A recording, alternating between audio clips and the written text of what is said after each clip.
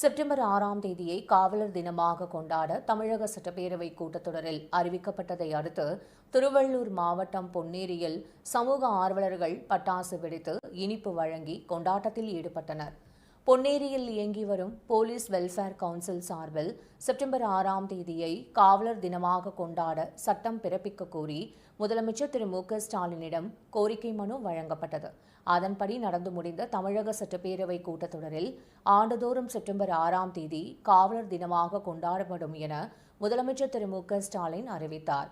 இதனால் மகிழ்ச்சியடைந்த police welfare council தலைவர் சின்னதுரை தலைமையிலான நிர்வாகிகள் மற்றும் சமூக ஆர்வலர்கள் பட்டாசு வெடித்து இனிப்புகள் வழங்கி முதலமைச்சருக்கு தங்கள் நன்றியை தெரிவித்தனர்.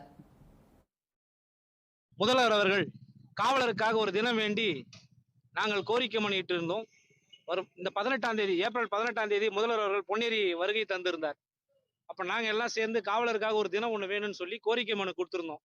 அந்த கோரிக்கை மனுக்கான பதில் சட்டசபையில் அறிவிக்கப்பட்டது. காவலருக்கான ஒரு தினத்தை செப்டம்பர் மாதம் 6ஆம் தேதி கொண்டாட வேண்டும் என்று தமிழ்நாடு முதல்வர் அவர்கள் இந்த தேதியை அறிவிச்சிருக்காங்க. எங்களுக்கெல்லாம் ரொம்ப சந்தோஷம். தமிழ்நாடு முழுக்க எல்லா காவல்துறையிலையும் இந்த விஷயம் போய் சேரணும்னு ஆசைப்படுறேன்.